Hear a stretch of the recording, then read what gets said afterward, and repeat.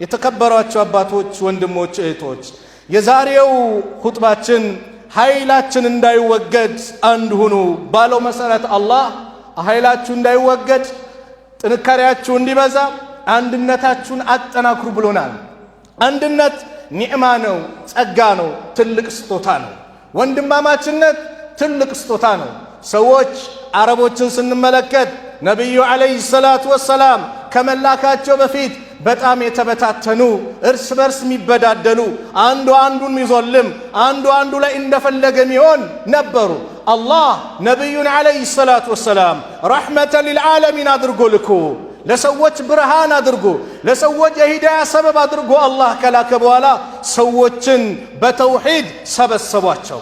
በተለይ ነብዩ ሰለላሁ ዐለይሂ ወሰለም መካን ለቀው ወደ መዲና በተሰደዱበት ሰዓት የአንሳር ሰዎች የመዲና ሰዎች አውስና ኸዝረጅ የሚባሉ ጎሳዎች ነበሩ። እነዚህ ጎሳዎች ለ120 ዓመታት ሲገዳደሉ ለ120 ዓመታት አንዱ አንዱን ሲያጠፋ አብሮ መቀመጥ አብሮ መብላት የማይታሰብ በሆነበት ይሁዳዎች መዲና ላይ ተቀምጠው ሲፈልጉ ያስታርቋቸዋል፣ ሲፈልጉ ያባሏቸዋል። ዛሬም ዓለም ላይ ለሚከሰተው የሙስሊሙ መበታተን ዋነኛው ትልቁን ሴራ የሚሰሩት ይሁዳዎች ናቸው። ትልቁን ሴራ መዲና ላይ የነበሩ ሙስሊሞች ላይ ይህንን ያደርጉ ነበረ። አላህ ነብዩን አለይሂ ሰላቱ ወሰላም ልኮ ወደዚህ ወደ ኢስላም ባንዲራ ወደ ላኢላሃ ኢላላህ ካስገባቸው በኋላ ወንድማማችነታቸው እንዲጠናከሩ አደረጉ። ተስማምተው ቁጭ ብለው በአንድ ላይ ሲያወሩ ሺስ ኢብኑ ቀይስ የሚባል ይሁዲ እነዚህ ሰዎች ጭራሽ አብረው መብላት አብረው መጠጣት ጀመሩ። እንዲህ አለና ልጁን ይባላል ሂድና በማዕከላቸው ችግር ፍጠራለሁ። አተዝኩሩነ የውም ቡዓስ በላቸዋል። የቡዓስ ዕለት የተከሰተውን ታውቃላችሁ እንዴ ብለ ጠይቃቸዋል። ምን አለ ብቻ ጠይቃቸው። አዎ ሸሩን ያውቁታል። ሸር እንዴት እንደሚመጣ በደንብ ያውቁታል። የሸሩን ዶክትሬቱን ተክነውታል። ለዓለም ፈሳድ እንደ ይሁዲ የለም። ገባና አውስና ኸዝረጅ ቁጭ ብለው እየተጫወቱ ባሉበት ወንድማማቾቹ አተዝኩሩነ የውም ቡዓስ አላቸው። የቡዓስ ዕለት የተከሰተውን ታውቃላችሁ እንዴ አላቸው። ቡዓስ ማለት በአውስና በኸዝረጅ መካከል የመጨረሻ የተደረገ ጦርነት ነው። አዎ አሉ። ታዲያ ማን ነበር ሲያጠቅ የነበረው? የማን ነበር የበላይነቱ? አለ የኛ አለ። አነ እኔ የሚል ሲመጣ ሸይጣንም እኔ ብሎ ነው የጠፋው። እኔ ሕፃን ልጅ ነው ስለማቅ እኔ ከበዛ መጥፊያችን ነው። ለመገዳደል የአውስ አለ የኸዝረጅ አለ። ተጠራሩ። አላህ ቁርአን አወረደ። ወዕተሲሙ ቢሀብሊላሂ ጀሚዓን ወላ ተፈረቁ። በአላህ ገመድ በላኢላሃ ኢላላህ አንድ ሁኑ እንዳትለያዩ። ወላ ተፈረቁ እንዳትለያዩ። ወዝኩሩ ኒዕመተላህ የአላህን ጸጋ አስታውሱ። ዓለይኩም በእናንተ ላይ የተዋለባችሁን ጸጋ ኢዝ ኩንቱም አዕዳአን እናንተ ጠላቶች ነበራችሁ። ፈአለፈ በይነ ቁሉቢኩም በልቦቻችሁ መካከል አላህ አስተሳሰረ፣ አንድ አደረገ። ወንድማማችነታችሁን አንድነታችሁን አላህ አጠናከረ። ፈአስባሕቱም ቢኒዕመቲሂ ኢኽዋና በሱም ጸጋ ወንድማማቾቹ ናችሁ። ኒዕማ ብሎ አላህ ገለጸው። ወንድማማችነት ኒዕማ ነው። ፈአስባሕቱም ቢኒዕመቲሂ ኢኽዋና ወኩንቱም አላ ሸፋ ሑፍረትን ሚነናር እናንተ እሳት አፋፍ ላይ ነበራችሁ። ኩፍር ላይ ሆናችሁ ሽርክ ላይ ሆናችሁ ልጠፉ የቀረባችሁ ህዝቦች ነበራችሁ። ፈአንቀዘኩም ሚንሃ አላህ ከሷ አዳናችሁ ከጀሃነም እሳት። ነብዩን ሙሐመድ ሰለላሁ ዐለይሂ ወሰለም ልኮ ለዓለማት እዝነት አድርጎ ልኮ ለእናንተም ብርሃን ሆኖ ከጥመት ወደ ትክክለኛ መንገድ ከጨለማ ወደ ብርሃን አመጣችሁ። ከዛሊከ ዩበይኑ ላሁ ለኩም አያቲሂ አላህ እንዲህ በዚህ መልኩ አናቅጾቹን ለእናንተ ይገልጻል፣ ያብራራል። ለምን? ለአለኩም ተህተዱን ትክክለኛውን መንገድ ልትመሩ ዘንዳ።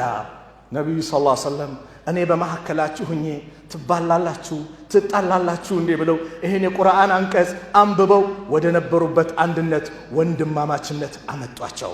አዎ ዛሬ ወንድማማችነት ዛሬ ኢስላማዊ አንድነት ጠፋ ከማዕከላችን። ቡድንተኝነት በዛ። ወንድማማችነት ሲጠፋ የጠላት መጫወቻ እንሆናለን። እንደፈለገን እንሆናለን። ነገር ግን ታሪካችን አይደለም።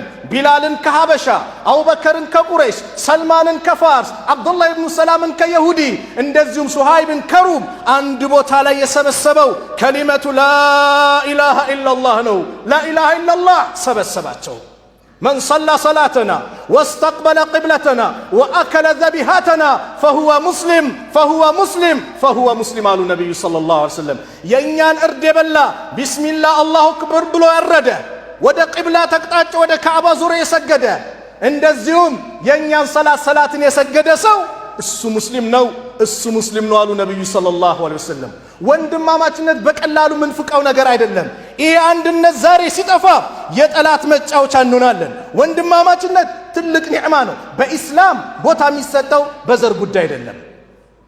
ቢላል ጥቁር ነው። ከፍ ያለው በምንድነው ከተባለ በስራው ነው። ኢነ አክረመኩም ኢንደላሂ አትቃኩም፣ አላህ ዘንድ ከናንተ የተከበረው ትልቅ ቦታ ያለው አላህን የሚፈራ ነው እንጂ አቡ ለሃብ የነብዩ አጎት ነው፣ እታች ወረደ። ለምን? ሽርክ ላይ ስለነበረ።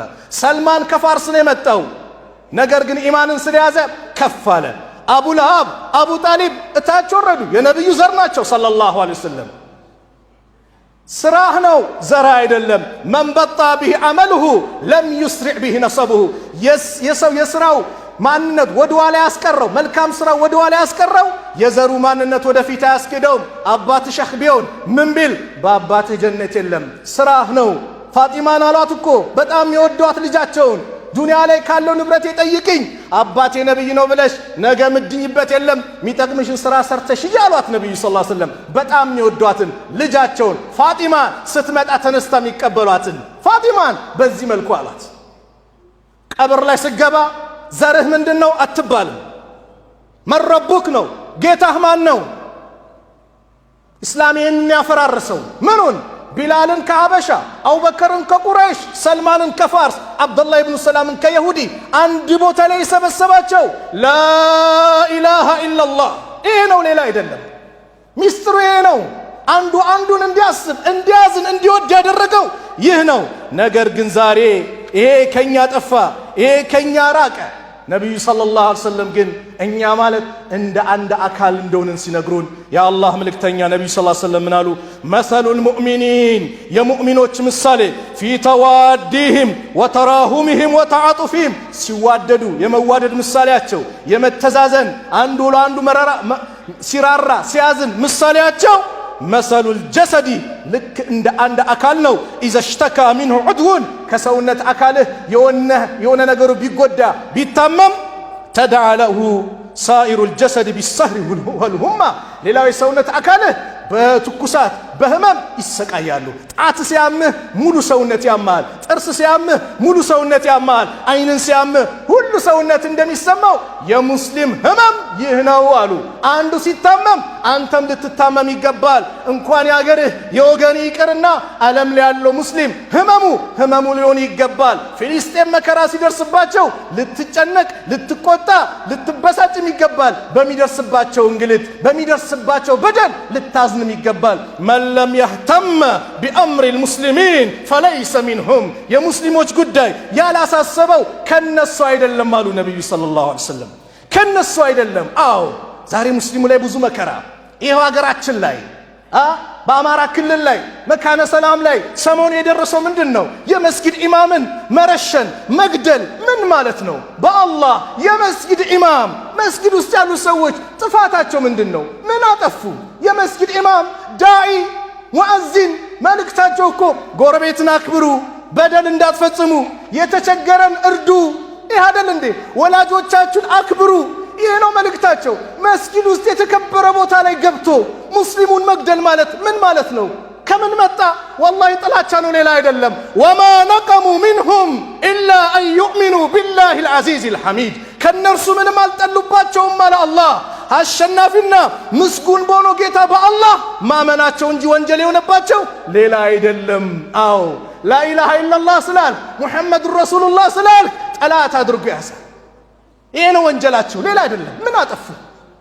ምን አጠፉ? ሙስና በሉ? የሰው መሬት ነኩ? ላ በቃ ሙስሊም ስለሆኑ ብቻ ወንጀለኛው ነው። ወላሂ በዚሁ አጋጣሚ በተለያየ ዓለም ላይ ያላችሁ ይሄን አጥፊ ቡድን የሰውን ንብረት የሚዘርፍ ቡድን በተለይ ሙስሊሞች የምትረዱ የምትደግፉ በሙስሊሞች ደም ላይ እየቆመራችሁ መሆኑን ወቁት። ተጠያቂ ናችሁ። ወላሂ አላህ ወላ ተዓወኑ ዐለል ኢስሚ ወልዑድዋን በወንጀል ድንበር በማለፍ እንዳትተባበሩ ብሏል አላህ። በምንም መልኩ እየረዳችሁ ግን ኡስታዞቻችሁ የሚገደሉበት እየረዳችሁ ወገኖቻችሁ የሚገደሉበት መላ ኢትዮጵያን ሊቃወሙ የሚገባ ጉዳይ ነው። ለምን? ሰላማዊ ሰው ነው እየተገደለ ያለው፣ ሰላማዊ ሰው ነው እየተዘረፈ ያለው፣ ሰላማዊ ሰው ነው እየታገተ ያለው። ሁሉም ሊቃወሙ ይገባል። ለምን ከተባለ የሀገርን ሰላም የሚያደፈርስ የሚያበላሽ ሰው በእርስ በርስ ግንኙነቱ አብሮ እንዳይኖር የሚያደርግ በጣም አጸያፊ መጥፎ ተግባር ስለሆነ ሁሉም ሊቃወሙ ይገባል። ሁሉም የሀገርን ሰላም የሚያደፈርስ ነው። ኢስላም እኮ አስተምሮ የሚገርም ነው። ህጋዊ ጂሃድ እንኳን ቢመጣ ህፃናት እንዳትነኩ አለ። ሽማግሌ እንዳትነኩ፣ ሴቶችን እንዳትነኩ፣ ቤተ ክርስቲያን እንዳታፈርሱ፣ መስጊድ እንዳታፈርሱ፣ ዛፍ እንዳትቆርጡ የኢስላም ትእዛዝ ነው። ከጦርነቱ ጋር ግንኙነት ያለውን ብቻ ነው። ህጋዊ ጂሃድ እንኳን መጥቶ ይህ ነው የኢስላም አስተምሮ። ቤተ ክርስቲያን እንዳይፈርስ፣ መስጊድ እንዳይፈርስ፣ ማምለኪያ ቦታዎች እንዳይነኩ፣ ዛፍ እንዳይቆረጥ፣ ህፃናት እንዳይነኩ፣ ሴቶች እንዳይነኩ። ሌላውን ያከብራል። እስራኤል ዛሬ ፍልስጤም ላይ ህፃናትን እንዴት ነው የምትፈጀው? ሆስፒታል ላይ ገና የተወለዱ ህፃናት እንዴት ነው የምትፈጀው? ለምን? መመሪያ የለውማ። አረመኔ ነዋ። አላህ ግን ይህንን ካደረክ ይቀጣሃል፣ ይጠይቀሃል። አላህ ነው የከለከለው። የአላህን ህግጋት መጣስ አላህ ይቀጣሃል። መልካም እየሰራ ነው ብሎ አላህ አይቶ ለምን? ትእዛዙን ጥሰሃልና። ስለዚህ እኛ ላይ ምን ይጠበቃል ከተባለ ወንድማማችነታችንን እናጠናክር፣ አንድነትን እናጠናክር። የከሌ የከሌ አይደለም፣ ሁሉም ሰው ይገባ። በተለይ ሁሉም ሙስሊም ይመለከተሃል። ቀብር የመጀመሪያ ቀን የገባህ ጊዜ ስለ ዘር አትጠየቅም። ወላሂ ስለ ፎቃ አትጠየቅም፣ ስለ ሰው ንብረት አትጠየቅም። መጀመሪያ ጥያቄው መን ረቡክ፣ ጌታህ ማን ነው? መን ነቢዩክ፣ ነቢይህ ማን ነው? መን ዲኑክ፣ ዲንስ ማን ነው ነው የመጀመሪያው። ለትልቁም ለትንሹም፣ ለሙእሚኑም ለካፊሩም፣ ለሴቱም ለወንዱም፣ ለዓሊሙም ለጃሂሉም ሁሉም ቀብር ላይ ቤተሰብ አፈር አልብሶ ሲሄድ መን ረቡክ፣ ጌታህ ማን ነው እንጂ ዘርህ ማን ነው ይባል። ሁሉም በአንድነት ሊቃወም ይገባል። የአላህ መልእክተኛ ነቢዩ ሰለላሁ ዐለይሂ ወሰለም ብዙ ምክር መከሩ። ኢማም ሙስሊም በዘገቡት ሐዲስ ሚን ሐዲስ ሱሀይል ብን አቢ ሳሊሕ አን አቢ ሁረይረተ አነ ረሱለላህ ሰለላሁ ዐለይሂ ወሰለም ቃል ኢነላህ የርዳ ለኩም ሰላሰን፣ አላህ ሶስት ነገርን ይወድላቸዋል። ወየስኸጡ ለኩም ሰላሰን፣ ሶስት ነገርን ደግሞ ይጠላባቸዋል። የርዳ ለኩም ይወድላቸዋል፣ አን ተዕቡዱሁ እሱም ብቻ እንድትገዙ፣ ወላ ቱሽሪኩ ቢሂ ሸይአን በሱ ላይ ምንም ላታጋሩ፣ ወአን ተዕተሲሙ ቢሀብሊላሂ ጀሚዓን በአላህ ገመድ በላኢላሃ ኢለላህ አንድ እንድትሆኑ አላህ ይወድላችኋል። ወላ ተፈረቁ እንዳትለያዩ ልዩነትን አስወግዱ። ወየስኸጡ ለኩም ሰላሰን ሶስት ነገር ይጠላባችኋል። ቂለ ወቃል እንዲህ ተባለ እንዲህ ወጣ ያረባ ወሬ ላይ እንዲህ ብሎ ወሬ ማናፈስ ይጠላባችኋል። ወከስረቱ ሱአሊ ጥያቄን ማብዛት፣ ወኢዳአቲል ማል ገንዘብን ማባከን አላህ ይጠላባችኋል። ለምን? የሙስሊሙን አንድነት የሚያበላሽ ነው። ምን? ልዩነት፣ ስሜትን መከተል። በማዕከላችን ልዩነት ቢመጣ መፍትሄው ቁርአን ሐዲስ ነው። ወአጢዑ ላህ ወረሱለሁ አላህን መልእክተኛውን ታዘዙ። ወላ ተናዘዑ አትጨቃጨቁ አለ አላህ። ፈተፍሸሉ ወተዝሀበ ሪሑኩም ኃይላችሁ ይወገዳል፣ ትበታተናላችሁ። ወስቢሩ ኢነላሃ መዐ ሳቢሪን ታገሱ፣ አላህ ከታጋሾች ጋር ነው አለ አላህ። በማዕከላችን የሐሳብ ልዩነት ካለ የሐሳብ ልዩነቱን ሚዳኘው ቁርአን ነው፣ የኔ ስሜት አይደለም። እኔ ለምሳሌ ዙሁር 5 ረካ ነው መሰገድ ያለበት ሚል አቋም ይዤ ብመጣ፣ አንተ 6 ረካ ነው ዙሁር መሰገድ ያለበት ብላ አቋም ይዘህ ብትመጣ ያንተም ተለይቷል፣ የኔም ተለይቷል። ሁለታችን አልተግባባንም። እስቲ ሐዲሱ ምን ይላል? ሐዲሱ ጋር ስንመጣ 4 ነው አለን አይደል? አዎ 4ቱን እንቀበላለን። የኔም ያንተን ስሜታችን ምን እናደርገዋለን? እንወረውረዋለን። አላህ ምን አለን? ያ አዩሃ الذين آمنوا እናንተ ያመናችሁ በአላህ አንድነት በነቢዩ ሙሐመድ ሰለላሁ ዐለይሂ ወሰለም መልእክተኝነት ያመናችሁ ሰዎች ሆይ አጢዑ ላህ አላህን ታዘዙ፣ ወአጢዑ ረሱለ መልእክተኛውን ታዘዙ፣ ወኡሊል አምሪ ሚንኩም ከናንተም ከሙስሊም የስልጣን ባልተቤቶችን ታዘዙ ፈኢን ተናዛዕቱም ካልተግባባችሁ በማዕከላችሁ ልዩነት ጭቅጭቅ ቢፈጠር ፊ ሸይእን በአንዳች ነገር ከተወዛገባችሁ ፈሩዱሁ ኢለላሂ ወረሱል ጉዳያችሁን ወደ አላህና ወደ መልእክተኛው መልሱት።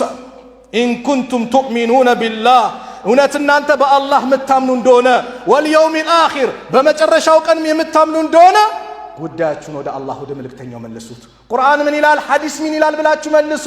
ስሜታችሁ እንዳትከተሉ። ዛሊከ ኸይሩን ይሄ የተሻለ ነው። ወአሕሰኑ ተዕዊላ መጨረሻውም ያማረ ነው። ይሄ ነው የሚሻለው አለ አላህ። እንደ ሙስሊም በሙስሊም ወንድሞችህ ደስታ ማምጣት መደሰት፣ በሙስሊም ወንድሞችህ ኸይር ነገር ሲመጣ መደሰት፣ መልካም ነገር ሲጠፋባቸው ሙሲባ ሲመጣባቸው ልታዝን ይገባል። ኢብኑ ተይሚያ ምን ይላሉ? የሙስሊሞች ደስታ ያላስደሰተው የሙስሊሞች ሐዘን ያላሳዘነው ከነሱ አይደለም አሉ። አዎ ሙስሊም በሙስሊም ወንድሙ ደስታ ሊደሰት ይገባል፣ በሐዘኑ ሊሐዘን ይገባል። ጃአ ረጁሉን ኢላ ረሱሊላህ ሰለላሁ ዐለይሂ ወሰለም አንድ ሰው ወደ ነብዩ ሰለላሁ ዐለይሂ ወሰለም መጣ። ፈቃለ ያ ረሱላላህ አንተ አላህ መልእክተኛው ያላቸው አዩ ናስ አሐቡ ኢለላህ አላህ ዘንድ ከሰዎች በጣም ተወዳጅ ማን ነው አላቸው። ወአዩ ልአዕማል አሐቡ ኢለላህ ከስራስ አላህ ዘንድ በጣም ተወዳጅ ምንድን ነው ብሎ ጠየቃቸው። ፈቃለ ሰለላሁ ዐለይሂ ወሰለም የአላህ መልእክተኛም አሉ አሐቡ ናስ ኢለላህ አላህ ዘንድ ከሰዎች ወደ አላህ የተወደደ ማለት አንፈዑሁም ሊናስ ለሰዎች የጠቀመ ነው። አዎ ሰዎችን ጥቀም እንዳትጎታ፣ ሰውን መጥቀም ቢያቅትህ እንዳትበድል፣ ወንድምህን ማስደሰት ቢያቅትህ እንዳታሳዝነው፣ መልካም ነገር ማድረግ ቢያቅትህ እንዳትበድለው።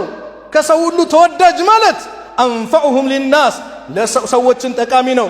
ወአሐቡ ልአዕማል ኢለላህ አላህ ዘንድ ደግሞ ተወዳጅ ስራ ማለት ሱሩሩን ቱድኺሉሁ አላ ሙስሊም በሙስሊም ውስጥ የምትከተው ደስታ ነው። በሰዎች ላይ የምታመጣው ደስታ አላህ ዘንድ ተወዳጅ ነው።